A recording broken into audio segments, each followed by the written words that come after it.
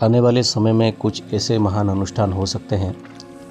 ये अनुष्ठान करने के लिए मैंने कई सालों की जो इसके बारे में शोध किया है और मेरी मन की एक इच्छा भी रहती थी कि मैं इस प्रकार के अनुष्ठान आप लोगों के लिए लेके आऊँ। मैं पहले ये सोचता था कि लोग जो होते हैं वो कुछ अनुष्ठान कहीं से भी करवा सकते हैं, कर सकते हैं और विभिन्न प्रकार की जो उनके मन में जो विचारें चल रहे हैं या फिर उनके जीवन में जो पीड़ा है उसको नाश करने के लिए वो कुछ अनुष्ठान करवा सकते हैं। लेकिन मैंने ये देखा और बहुत सारे लोगों के साथ संपर्क में आने के बाद हमने ये पूरी तरह से जान लिया है कि एक व्यक्ति जिस प्रकार से इस चैनल में सामूहिक अनुष्ठान से जो लाभ आप लोगों को मिलता है ना, वास्तविक में ये बहुत कठिन है। आज के समय में इतने कम दक्षिणा में इतने सारे चीज़ को पाकर और लोगों का जो उन्नति हो रहा है ये बहुत कठिन है।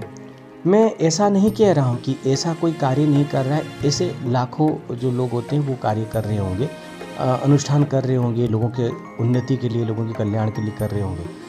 लेकिन मैं ये देख पा रहा हूँ कि लोग जो है ना आजकल दिखावे को ज़्यादा पसंद करते हैं।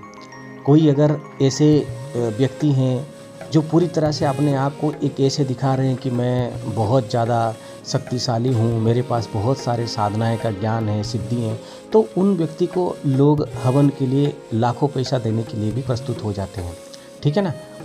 यहाँ पे उनको कोई सामूहिक हवन अगर बहुत ज़्यादा में अगर 1100 भी होता है या फिर बहुत बड़ी अगर हवन अनुष्ठान होता है 1500 का दक्षिणा रहता है, वो उनको बहुत ज़्यादा लग जाता है। कभी कभी ऐसे कमेंट करते हैं कि थोड़ा कम कर दीजिए ना। जैसे कोई सब्जी खरीद रहे हैं या फिर कुछ ऐसे खरीद रहे हैं, ऐसे कोई चीज़ खरीद रहे हैं, इसी तरह की बात करते हैं।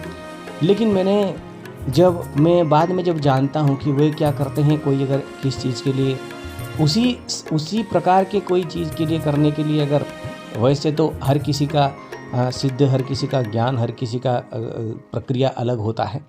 कंपैरिजन नहीं है किसी के साथ क्या, मैं उस सभी में जाना भी नहीं चाहता कि कौन क्या करके देता है। लेकिन वो इस प्रकार के चीज़ के लिए बहुत पैसे दे देते हैं और बाद में हमारे पास आते हैं, कहते हैं कि हमने बहुत जगह पे करवाया लेकिन कुछ कार्य नहीं किया। देखिए, हवन अनुष्ठान का विषय आता क्यों है? अगर आप खुद कर पाते हैं तो आराम से कर लीजिए। मैंने कई बार आपको कहा है कि इस चैनल में हज़ारों वीडियो होंगे, कम से कम 700-800 तो वीडियो अभी लाइव होंगी। तो उसमें आप जो है उन सभी वीडियो को देखकर कोई अनुष्ठान, पूजा पाठ, मंत्र जाप ये सभी चीज़ को कर सकते हैं। लेकिन प्रॉब्लम तभी आता है जब आप उन सभी को करते नहीं हो। मैंने बताया भी है कैसे इस प्रकार से अनुष्ठान करें, विभिन्न प्रकार की एक दिवसीय अनुष्ठान देते हैं। लोग हमें ये कंप्लेन करते हैं कि हम चाहते हैं कि आपके हाथ से हो, सिद्धि हो और आपके जो कार्य सिद्ध मंत्र हो, गुप्त मंत्र हो, वो सभी विभिन्न प्रकार की गुप्त क्रियाएं के द्वारा हमें लाभ मिलता है, तो हम इसको कर सकते हैं। हाँ, किसी स्थान पर वो सही भी है क्योंकि वो सुबह से शाम तक ऑफिस में जाते हैं, काम करना। हर कोई हमारे जैसे साधक नहीं बनना नहीं चाहेगा, या फिर किसी का मन भी होगा तो उसको समय नहीं हो पाएगा। तो हमें समय मिला। पहली तो बात है कि हम अपने आप को सही करने के लिए इसमें आए थे, पर जब हुआ तो मैंने अपने ज्ञान के माध्यम से, जो मेरा ज्ञान नहीं है, बाबा माता ने जो मुझे दिए हैं उसके प्रयोग से मैंने बहुत सारे लोगों को जो है उनके जीवन में कुछ अच्छे एक बदलाव दिया है। मतलब उन्होंने, बाबा माता ने दिए हैं पर मैं माध्यम बना, उनके जीवन में हुआ है। यही करना उचित होगा।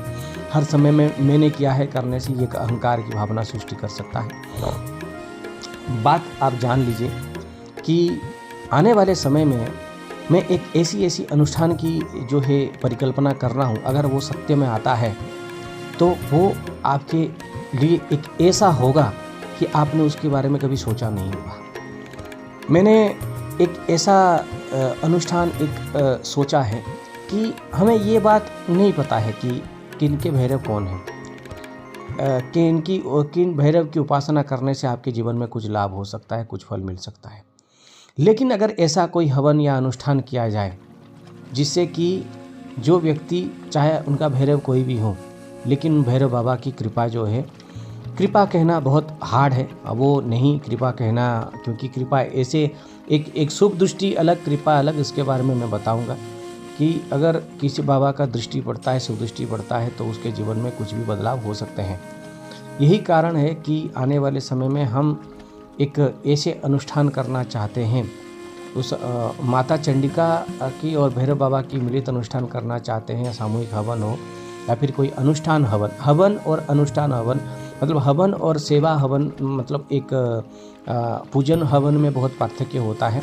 हवन में भी पूजन होता है, लेकिन पूजन हवन में विभिन्न प्रकार के उपचार की चीज़ होते हैं और पद्धति अलग होते हैं, इसलिए पूजन हवन की थोड़ा अलग रहता है और बाकी जो डायरेक्ट हवन की एक अलग होता है। हालांकि हवन से पूर्व भी पूजा किया जाता है, लेकिन जब वो दूसरा किया जाता है तो उसमें विधियाँ अलग हो जाती हैं। तो वो मैं करने की प्रयास कर रहा हूँ, वो मैं करूँगा।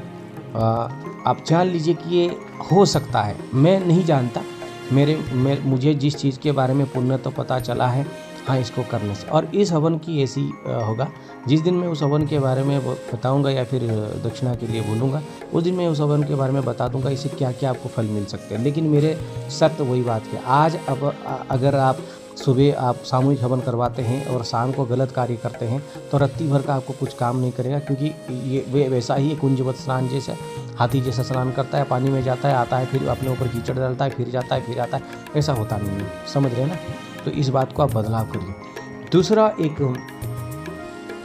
बड़ा चीज़ है, वो बड़ा चीज़ आज तक मैंने इस जगह पर कभी कहा नहीं है, आगे इसकी प्रक्रिया चल रही है। लेकिन ये जो माता की जो हवन होगा, वो तंत्र की दुनिया में जो वो तंत्र मतलब वो नींबू मिर्ची टोना टुटका, यानी तंत्र मतलब एक व्यवस्था, ऐसे उसमें मुद्राएं होती हैं, मंत्र का अर्चन होता है, क्रियाएं होती हैं, उपचार पूजन होता है और विभिन्न प्रकार की दक्षिण मार्गी स्तोत्र स्तुति पढ़ाई सब कुछ होता है।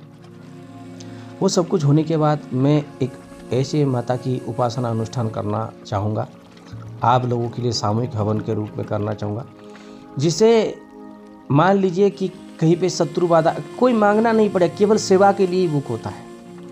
ठीक है, हमने कई बार ऐसा देखा है। पहले हम क्या करते थे, आपको तो पता ही होगा, हम संकल्प के लिए बोल देते थे कि ये चीज़ जो है ये आपकी सुरक्षा और तंत्र बाधा, मतलब ये एक बाधा निरूपण के लिए, बाधा निवारण के लिए है।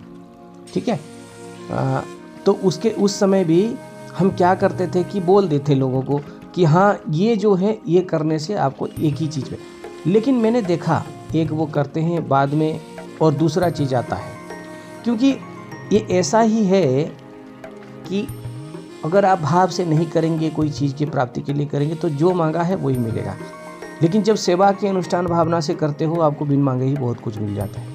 तो आने वाले समय में हो सकता है कि माता की जो अनुष्ठान होगा, मैं उजागर करूंगा ठीक समय में, वो बहुत दोनों माता का मिलित होगा, क्योंकि वो मुख्य जिन माता की वो अनुष्ठान होगा, आप अगर उनकी मंत्र डायरेक्ट चलाया जाए तो उनकी ऊर्जा सहन नहीं कर सकते, बहुत उसके लिए होगा। और आने वाले समय में उन्हीं माता की साधना भी होगा, तो मैं प्रकाशित करूँगा, वो मैं बताऊँगा आपको, अगर परमिशन मिलता है तो बहुत जल्द वो वीडियो आएगा। और कब होगा हवन उसके बारे में भी बताया जाएगा। और तीसरी एक बात है, मैं आप सभी को बता देना चाहूँगा कि आने वाले समय में कोई व्यक्ति हर क्षण एक महानतम उच्च कोटि की जो ऊर्जा होती है, ठीक है, बाबा महारुद्र की जो मतलब आपको लगता है कि हाँ, जैसे आप कई मंत्र जाप करने के बाद जिस रूम से जब उठते हैं, जिस कक्ष से उठते हैं, आपको जैसे में एक अनुभूति होता है 24 घंटे उस समय, तो मतलब 24 घंटे उस प्रकार की ऊर्जा को अगर आप एक अनुभव करना चाहते हैं तो उसके लिए आने वाले समय में मैंने कुछ सोचा है। एक आपको एक चीज़ सिखाऊंगा, या फिर मैं अगर मुझे दोबारा अनुमति मिलता है तो बहुत जल्द मैं जो सर्वसिद्धि रुद्राक्ष माला और महारुद्र यंत्रम और महाचंडी यंत्रम, इसके बारे में मैं आप सभी को अवगत कराऊंगा। इसकी कोई श्योरिटी नहीं है, अगर आएगा तो ठीक है, अगर नहीं तो नहीं। आखिर में मैं एक चीज़ बताना चाहूँगा, ऐसे बहुत सारे लोग होते हैं जिनको बस एक कहना रहता है कि हमें ना इस मंत्र का जाप करवाना है किसी सिद्ध के द्वारा, ठीक है। हालांकि मैं अपने आप को सिद्ध नहीं कहता और मैं नहीं जानता कि सिद्ध कब बनते हैं, क्या करते हैं, लेकिन किसी ने अगर किसी चीज़ पर कोई एक बड़ा अनुभूति किया है, या फिर कोई साधक है, या फिर कोई ऐसे महात्मा हैं, कोई ऐसे व्यक्ति हैं, उनके माध्यम से, पंडित हैं, उनके माध्यम से कुछ जप करवाने के लिए, मंत्र जप करवाने के लिए, तो कुछ यहाँ पे जप जो है आजकल की दिनचर्या में और मेरी साधना के साथ वो जो जप है, उस जप का मैंने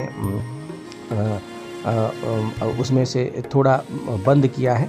वो एक महामृत्युंजय का अनुष्ठान जप, वो उसमें मुझे मेरी करेंटली जो परिस्थिति है, जिस प्रकार से मैं कार्य कर रहा हूँ और मेरे पर जो भी जिम्मेवारी है, वो सब कुछ निभाने के बाद वो मृत्युंजय मंत्र का अनुष्ठान मैं नहीं करता हूँ और नहीं कर पाऊँगा, क्योंकि उसके लिए मेरा अभी एकांतवास करना थोड़ा कठिन है, क्योंकि स्वास्थ्य घर में माता पिता सब विभिन्न प्रकार की कार्य वगैरह है, तो मैं एकांत में रहकर वो साधना मतलब उसके किसी के लिए अनुष्ठान नहीं कर सकता, क्योंकि वो अनुष्ठान ऐसा होता है कि जब आप किसी के लिए अनुष्ठान करेंगे, क्योंकि वो जब आपको कोई भी दक्षिणा देगी, उसकी दक्षिणा छोटी भी नहीं होता, क्योंकि उसमें बहुत शारीरिक और मानसिक उसमें बहुत दबाव रहता है उस कार्य को करने के लिए, उसमें बहुत रिस्क भी रहता है।